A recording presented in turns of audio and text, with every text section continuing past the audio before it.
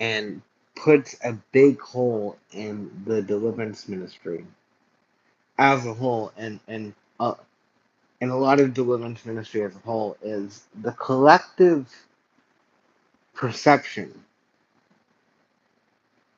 that's predicated not on being educated uh, and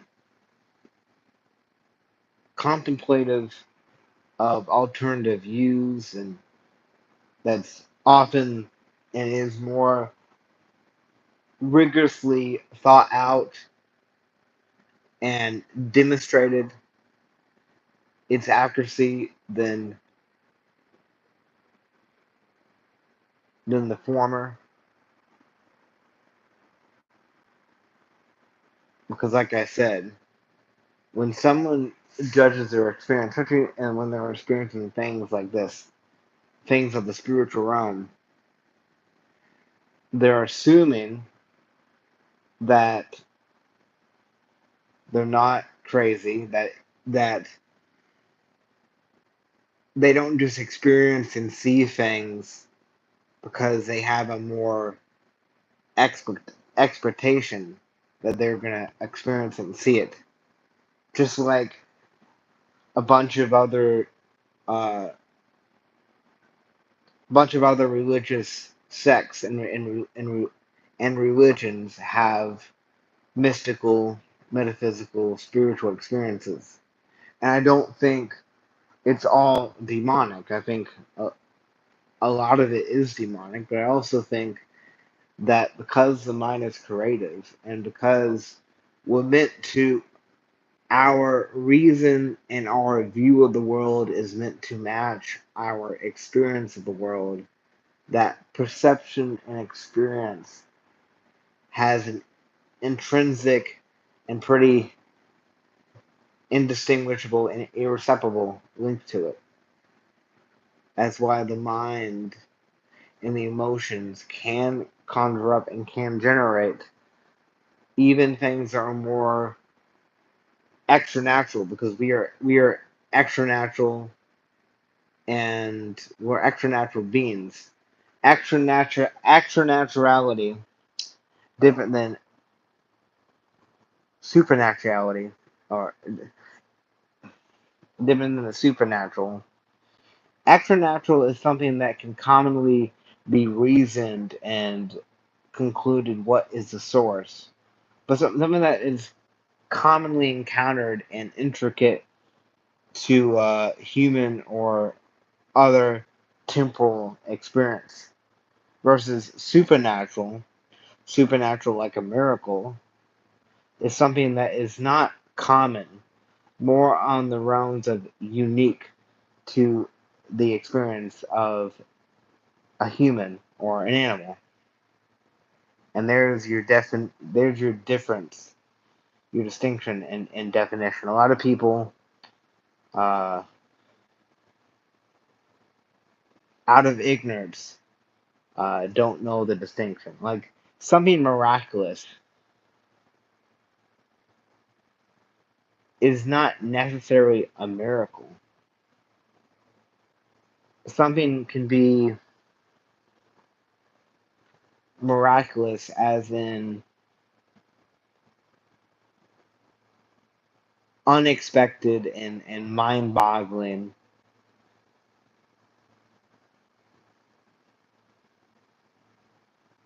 and still be in the realm of common experience, therefore not qualifying as something supernatural. But a real condemning piece to a lot of deliverance ministry is their view of neuroticism, negative emotion, like sorrow, pain, even anxiety. Primarily because it's unpleasant. They have a hedonistic preconception that if something is burdensome and unpleasant to them, it obviously is of the devil. And it's pretty shallow, even borders on pretty narcissistic, or they're basically Christian hedonism. And on the realms of what is happiness, the idea that happiness is simply a positive, blissful emotion that you're supposed to just have, rather than a more historical, philosophical understanding of happiness being uh, the rainbow after a storm, the promised land after a long venture and journey and conquest through the desert, uh, finding an oasis in dry land, the moon and the stars on a very dark and gloomy and somber night, and joy being a, like the Stoics said, a state of mind that allows you to see, allows you to perceive, and also experience, feel, because perception also is linked to feeling, because perception is linked to thought, and thought is often the and feeling is often the feeling component, the experiential component of what you think, perceive, and preconceive. So the purview and perception, the state of mind that allows you the beauty and the providence and the goodness and all things, and the hope and the beauty and the deepest despair, which is easier to articulate than when you're really going for a lot, uh, and you're really going through substantial turmoil rather than common depression, even though real medical depression, whether spiritually rooted or psychologically rooted, is also can be very, very debilitating and very tragic and rough. So I don't want to lessen it. But different than common depression, actual sorrow and pain that's linked to actual turmoil and tragedy and hardship in life.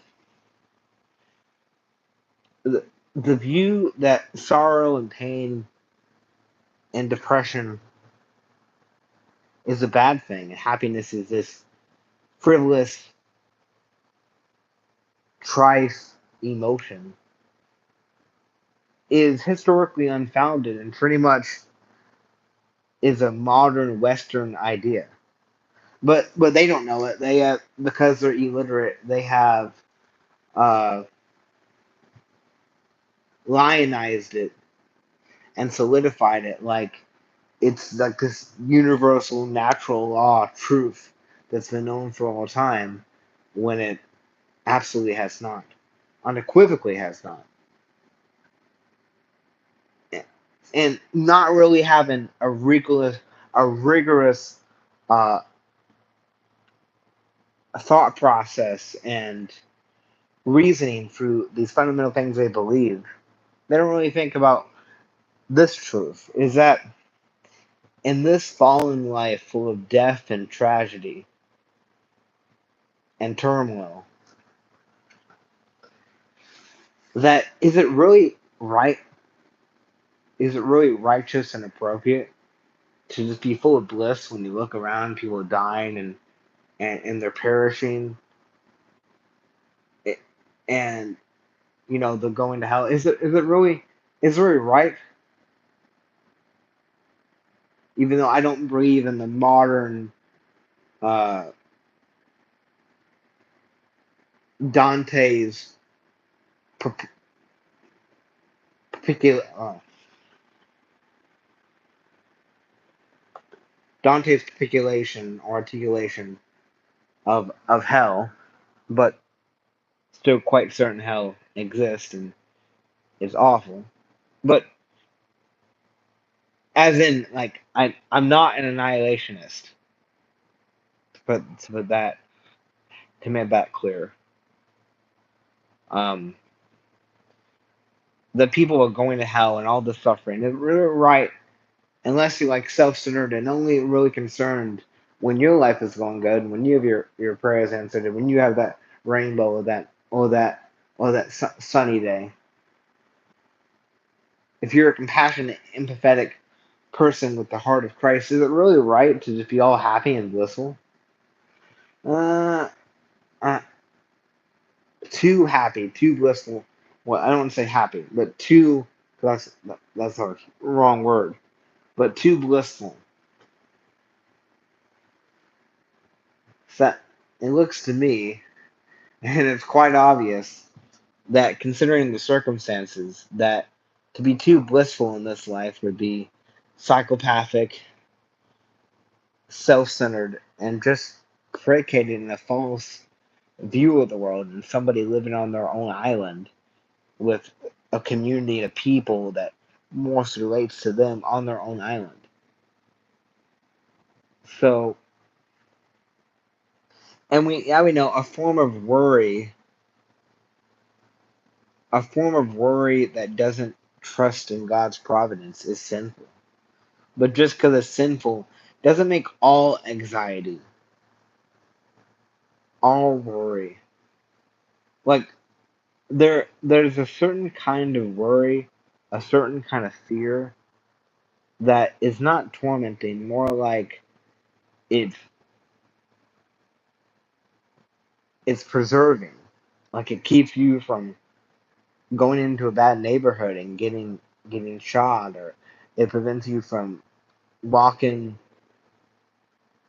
walking around with your headphones on and walking into the road and getting ran over. It makes you be more aware and alert of your surroundings, so you don't uh, get blindsided. So like not all fear and anxiety is tormenting and troubling to the mind and to the person. But they don't think about these deep underlining underlining aspects that underlines these positions and these logical pieces that are inherent to these conclusions, because again they didn't come to these hypotheses and conclusions based on logic coupled with their experience, but primarily based on their gnostic,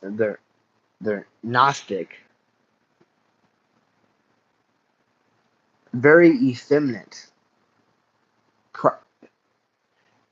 their emotionality processed in a very effeminate way kind of purview. So it's just something I want to add. When your understanding of human psychology and emotionality and certain aspects of the mind is pretty new, and you didn't really think through it, and you can't really justify and substantiate it, also while being accurate, and you lionize it, and you make it a pillar of your ideology and of the ideology broadly, and it's a pretty uniform thing, and your purview and view of the world and view of human nature and so on. I think that's kind of damning. So to a lot of it, I'm not saying to all of it. I'm not condemning all deliverance, but I would say at least 96% of it, 97, 98, is pretty absurd and erroneous. And and there's a difference. Error Erroneous means something full of wrong wrong think or wrong conclusions or wrong ideology versus something being stupid. If you understand what I'm saying, something being stupid is something that lacks intelligence. Something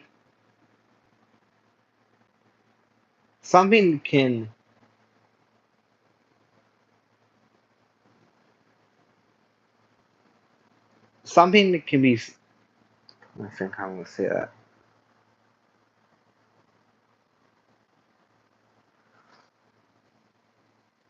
No, I don't think I want to say it like that. But Yeah, it's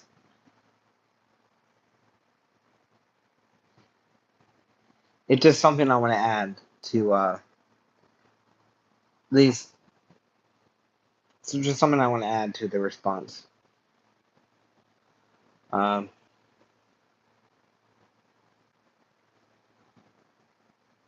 in the duration of tonight, I've been coming out of a brain fog, more so that I've been in for days. But so that's why I was able to do these videos. Um, but I love you guys. Bye.